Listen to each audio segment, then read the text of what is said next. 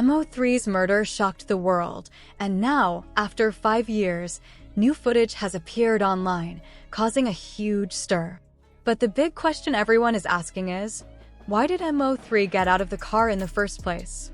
In this newly released video, MO3 reaches for a weapon, but it is nowhere to be found. Did someone inside make sure that he had no way to defend himself?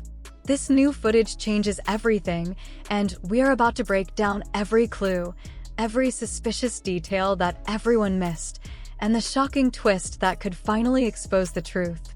The footage shows the suspect's actions, though some parts are still unclear. The man driving the black Chevy Camaro moves carefully and quickly. From speeding up during the chase to making sudden stops, his actions raise questions about what he really intended to do.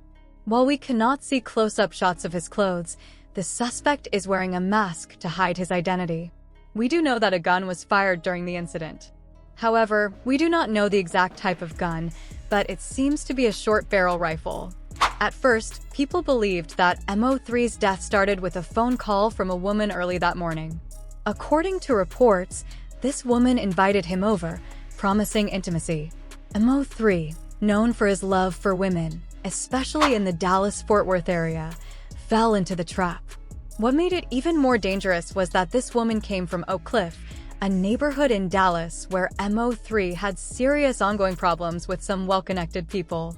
These were not just small disagreements, they were big conflicts with powerful individuals.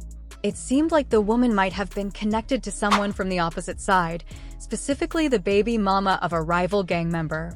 Rumors initially spread that Josie Banks was involved in the murder of MO3, but after a thorough investigation, the police cleared her of any connection to the crime.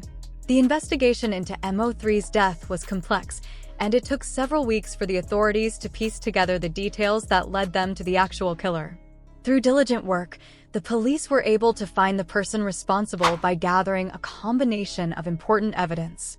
One of the key pieces of evidence came from surveillance cameras near the scene of the shooting. The footage revealed a black Chevy Camaro closely following MO3's car just moments before the shooting took place. Authorities quickly identified this vehicle as being associated with the hitman. Eyewitnesses who were driving on the highway at the time of the incident also described seeing the car speeding and swerving erratically, which further confirmed the car's suspicious activity. In addition to the surveillance footage and eyewitness reports, the investigation uncovered phone records that showed MO3 and the suspect were in contact on the very day of the murder. These phone records were crucial in connecting the suspect to the crime. After further investigation, the suspect was identified as 22-year-old Kewon White, a man with deep ties to the Dallas street scene. White had a history of conflicts with MO3, and it became clear that these long-standing disputes were likely the root of the violence. White's criminal background added to the growing suspicion. He had been involved in several previous criminal activities, which made him a person of interest in the case. Authorities believed that White, who had connections to a rival gang, might have been hired or motivated by these gang-related issues to carry out the murder. His ties to the streets of Dallas and the ongoing violence between rival groups painted a clear picture of why MO3 had been targeted.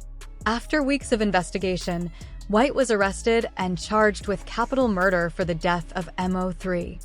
The authorities believed that the motive for the killing was tied to the dangerous gang-related disputes that had plagued Dallas for years. This tragic event highlighted the ongoing violence in the city's rap scene, where personal conflicts often escalate into deadly consequences. While investigating, the police found evidence that linked White to Yella, suggesting that Yella may have paid White to carry out the murder. According to court records, White and Yella were in contact before the shooting, and there are rumors that White might have cooperated with the authorities to get a better deal for himself. Because of this, Yella is now facing the death penalty for allegedly ordering the hit, although the police believe he did not actually pull the trigger. After the arrest, Yella's fans flooded the internet with mixed reactions. Some fans were shocked that the trial for MO3 had still not happened. One comment said, "Damn, all these years and still no MO3 trial yet." This shows the frustration many people feel about how slow the justice process has been. Another comment raised a bigger point, asking, "Are you learning anything from all the people you are seeing get locked up on Fed and RICO?" This comment points out how many people, especially in the music industry, are now being caught up in serious legal charges. It seems like a warning for others still involved in street activities. There are also rumors that Trap Boy Freddy could be the next person to face charges, adding more concern among fans and people in the music world. After MO3's tragic death, fans have started to grow more concerned about the people surrounding him, especially Yella Beezy. Some fans are even wondering if other people involved in the conflict will also face charges. Comments like, "Yeah, Trap Boy Freddy is probably next," show that people are starting to expect more individuals to be involved as more information comes out. It seems like this case is far from over, and others could be caught up in the situation. Some people believe that all of this was bound to happen. One comment says, "LOL, man, everybody already knew he dropped that bag. MO3 got himself caught up jumping into things that had nothing to do with him." This person thinks MO3 played a part in his own downfall. They believe he got involved in conflicts that didn't concern him, which led to his tragic death. In this view, MO3 could have avoided the situation by staying out of these bigger conflicts. Fans are also reacting to Yella Beezy's alleged involvement in the murder. One comment says, "They got B for murder for hire." He didn't personally kill anyone, but he ordered the hit and allegedly paid $100,000. This shows that fans are starting to accept Yella Beezy's role in the crime. While he didn't actually kill MO3, they now believe his role in ordering the murder makes him responsible for what happened. After MO3's death, Yella Beezy's actions raised more suspicions. Right after the shooting, he withdrew $40,000 from his bank account. This caught the attention of investigators, who thought that the large amount of money was likely a payment for Kewon White, who allegedly carried out the murder. The timing of the withdrawal made investigators even more suspicious, as it happened right after MO3's death. To make things even more suspicious, Kewon White later posted pictures of himself showing off large amounts of cash. This public display of wealth made it seem like he had been paid well for his involvement in the murder. Devin Brown's role in the crime is still not clear. While he was arrested in connection with MO3's death, there is no direct evidence linking him to the killing itself.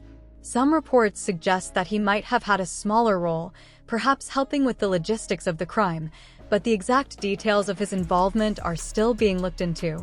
It is still not known whether he was paid by Yella Beezy for his role in the murder. The investigation is still ongoing, and authorities are working to confirm all of the details of the plot that led to MO3's tragic death. However, one thing is clear: Kewon White has already been sentenced to 105 months in federal prison for a firearm-related crime. He admitted to possessing a 9mm semi-automatic pistol, which he had hidden in his pants pocket. White's arrest came after a police chase in which he tried to flee while riding a dirt bike. He crashed the bike and ran, but the police quickly caught him. Along with his federal conviction, White is also facing state charges for MO3's murder. It took 5 long years for Yella Beezy to be arrested in connection with MO3's death. The delay in the arrest can be explained by a few factors. First, building a solid case takes time. Authorities needed enough evidence to link Yella Beezy directly to the crime. They also needed to gather information on Kewon White, who physically carried out the murder.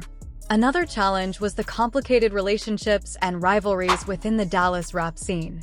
Loyalty, distrust, and fear of retaliation made it harder to get information from witnesses. Yella Beezy's popularity and influence in the rap community made it even more difficult to gather testimony and evidence.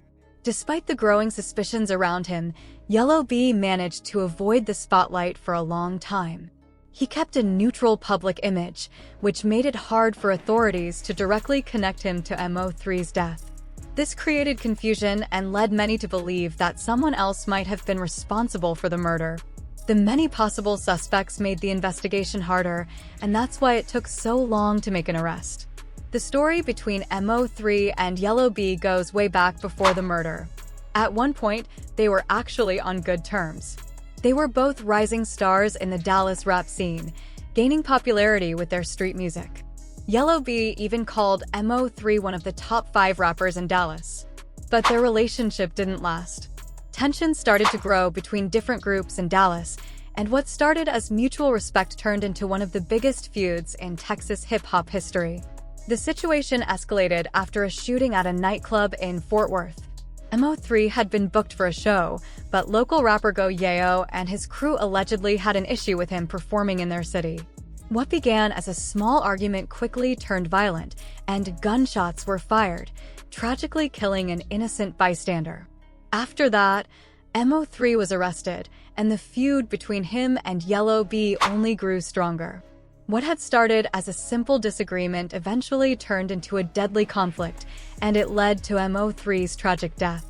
After facing serious charges that could have kept him in prison for over 10 years, MO3 finally won his case. However, the damage to his career had already been done. Epic Records dropped him from their label, which forced MO3 to go independent and find his own way in the music world.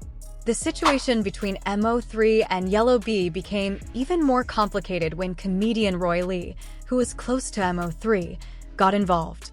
Roy Lee and Yella Beezy had their own issues, which started when Beezy's crew allegedly jumped Roy Lee at a nightclub. Instead of backing down, Roy Lee took the beef to social media, challenging Beezy with posts like, "Come out, I am ready to knock someone out." Things only got worse when Roy Lee was allegedly attacked again after continuing to taunt Beezy.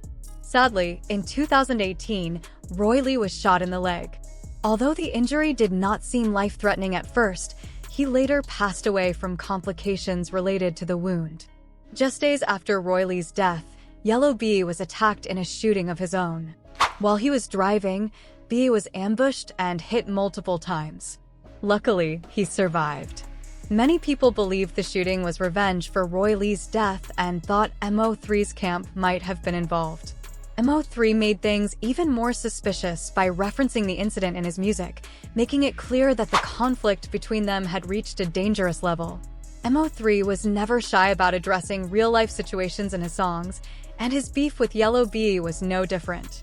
He often used his music to taunt Beezy and make sure everyone knew where he stood.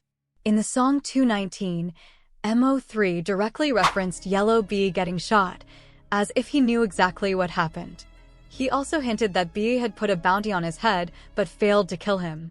The lyrics were a clear message that MO3 was not afraid and was ready to stand up for himself. In another song, Slide on Him, MO3 mentioned the nightclub shooting and the events that followed. Although he did not directly mention Trap Boy Freddy, many people believed he was talking about him when he rapped about someone getting hit by a stray bullet that night. This added more fuel to the fire and started a new beef with Freddy. The conflict turned into a street-level war between MO3, Yella Beezy, and Trap Boy Freddy, with diss tracks, social media insults, and real-life confrontations.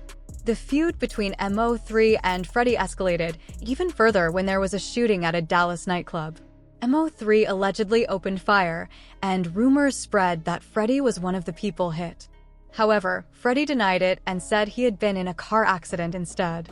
MO3 did not let that slide and continued to call Freddy out in his music, claiming that Freddy was lying about what happened. Diss tracks and social media posts made it clear that the rivalry between the two was far from over. The violence did not stop with the rappers. MO3's manager, Brian Rainwater, also became a target. He was attacked outside a club in Dallas, and the people involved were said to be connected to Trap Boy Freddy and Yella Beezy. The attack was so bad that Rainwater had to have hip replacement surgery. Rainwater was not involved in the street life, but he found himself caught up in the violence that surrounded these rap beefs.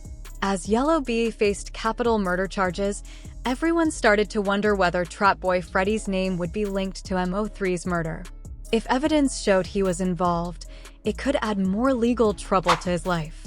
Yella Beezy, meanwhile, had already been in trouble with the law for a long time. In 2021, he was arrested on gun and drug charges, but was released the same day, which made people think that he had powerful connections. Things got even worse for him when he was later charged with sexual assault, making his legal problems even bigger. One of the most talked about moments in his legal struggles was when there were rumors about a fight at the courthouse, with some people saying that MO3's brother might have been involved. Even though there was no solid proof of this, the tension surrounding Yella Beezy's case grew. His bond was set, but it was clear that the drama was far from over.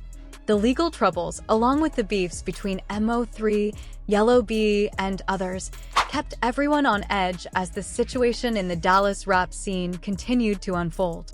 Yella Beezy's bond was set at an enormous $2 million, meaning he needed to pay $200,000 to be released.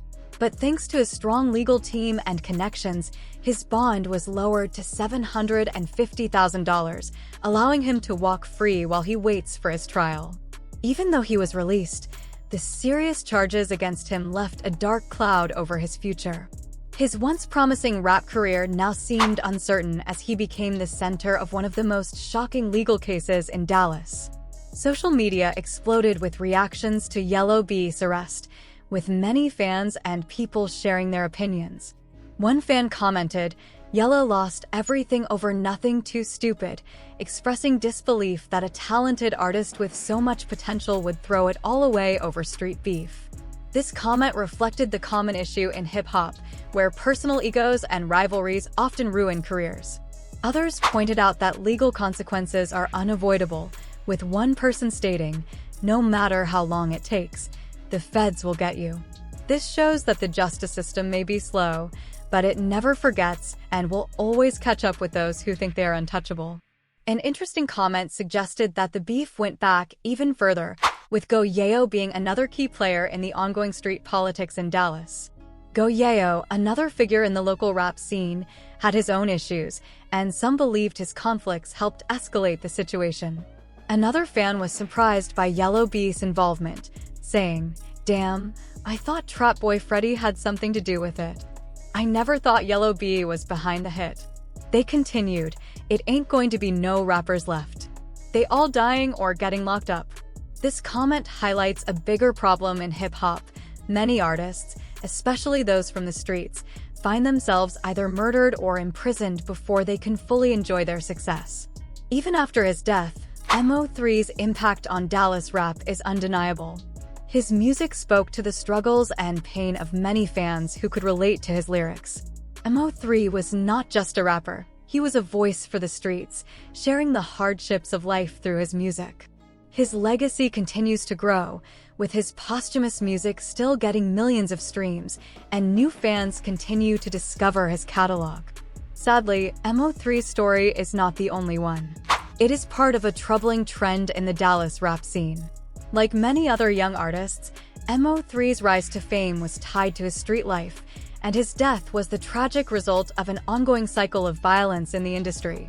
Take Lil Loaded, for example.